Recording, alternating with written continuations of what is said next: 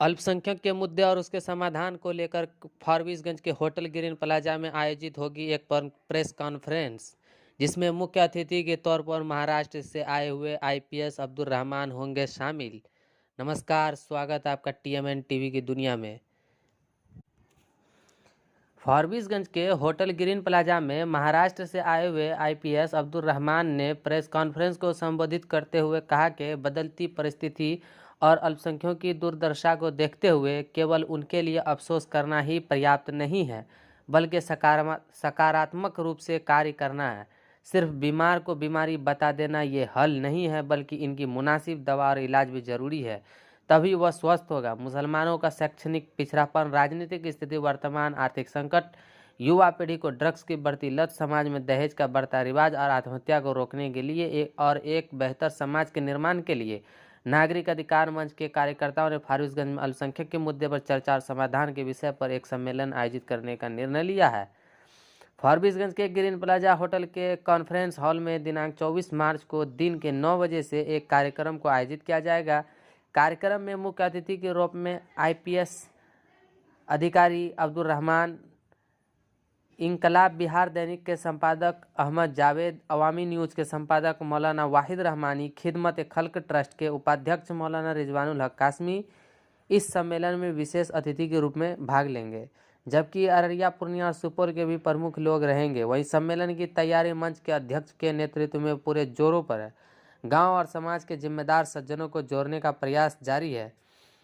वहीं press conference में मुख्य रूप से महाराष्ट्र के पूर्व आईपीएस अब्दुल रहमान, शाहजहां साद, डॉक्टर अली अकबर, डॉक्टर के अली, मौलाना अब्दुल रहमान, मौलाना याकूब रदवी, एडवोकेट मोहम्मद कलाम, मोहम्मद तनवीर अंसारी, इकराम अंसारी सहित अन्य लोग मौजूद थे।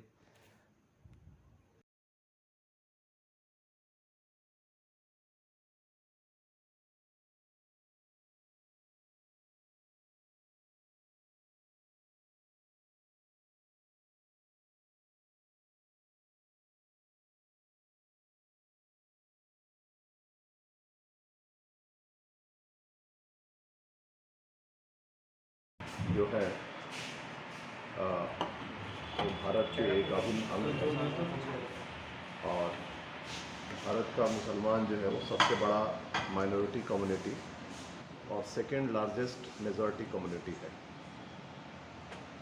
और हम यह मानते हैं, देश के जानकार मानते हैं, सारे पढ़े लिखे लोग, एकेडमिशियंस, स्कॉलर्स इस बात से इत्तेफाक रखते हैं कि मुस्लिम्स जो है ऑलमोस्ट 20 करोड़ हैं और अगर भारत का मुसलमान अगर पिछड़ा रहेगा तो ये देश पिछड़ा रहेगा। और भारत का मुसलमान अगर तरक्की करता है, प्रोग्रेस करता है, तो कहीं ना कहीं देश के जीडीपी में कंट्रीब्यूट करेगा, इकोनॉमी में कंट्रीब्यूट करेगा और हमारा देश आज जिस गति से आगे जा रहा है और ज़्यादा गति से आगे जाएगा। किसी ने बखूब कहा है कि भारतीय मुसलमानों को पीछे छोड़ करके भारत महासत्ता नहीं बन सकता है, सुपर पावर नहीं बन सकता है। और आज़ादी के बाद से यह बार बार यह सवाल उठाया जा रहा है कि भारत के मुसलमान एजुकेशनली, सोशली, इकोनॉमिकली पिछड़े हुए हैं। इस पिछड़ेपन के क्या वजूहात हैं और इनको हल करने के क्या तरीके अपनाए जाएं। तो इस पे कल एक प्रोग्राम शाहजहां साद साहब ने ऑर्गेनाइज़ किया है। उन्होंने मुझे दावत दी और ये मेरी खुशकिस्मती है कि मैं दोबारा फारबिसगंज की ज़मीन पर मैं आया हूँ। आप लोगों से मिलने का मौका मिला है। आप सारे जो मीडिया कर्मी हैं, डॉक्टर फ्रेटर्निटी है, एडवोकेट सलाम साहब हैं और शाहजहां साद साहब हैं, आप लोगों से मिलने का मौका मिला और कुछ थॉट्स वगैरह शेयर करने का मौका मिला। और मैंने भी एक किताब लिखी है, ये मेरी दूसरी किताब है। पहले मैंने लिखी थी एक किताब सच्चर की सिफारिशें। जो सच्चर रिपोर्ट आई थी वो इंग्लिश में थी और सिर्फ मुसलमानों के लिए नहीं, पूरे भारतीयों के लिए वो किताब बनी थी, रिपोर्ट आई थी, पढ़ना चाहिए था कि मुसलमानों की क्या हालात हैं और उनको ऊपर उठाने के लिए क्या क्या कदम उठाने की ज़रूरत है। लोगों ने वो किताब नहीं पढ़ पाई थी, यानी रिपोर्ट नहीं पढ़ पाई थी। बहरहाल मैंने उसको समराइज़ करके काट छाँट करके आम फहम ज़ुबान में लिखने की कोशिश की ताकि आम आदमी उसको पढ़ सके, और हिंदी में मैंने लिखा और उसका टाइटल रखा मैंने सच्चर की सिफारिशें। यह किताब 2012 में पब्लिश हुई थी, दिल्ली से कश्यप पब्लिकेशन ने उसको पब्लिश किया।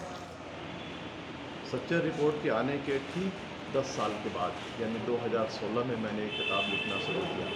ये सच्चर कमेटी का रिपोर्ट, रंगनाथ मिश्रा कमीशन का रिपोर्ट या मंजर आम पर है, और ये रिपोर्ट आने के 10-12 साल के बाद मुसलमानों के क्या हालात हैं, उनकी आबादी कितनी है, तालीम में क्या हिस्सेदारी है, स्कॉलरशिप में क्या हिस्सेदारी है, उनके रिजर्वेशन के क्या मामला हैं, वक्त के क्या मामला हैं, कहाँ पिछड़े हुए हैं, उनको कैसे उठाया जाए, उनके प्रॉब्लम्स को कैसे ट्रीट किया जाए। ये मैंने एक किताब लिखी है, डिनायल एंड डिप्रीवेशन।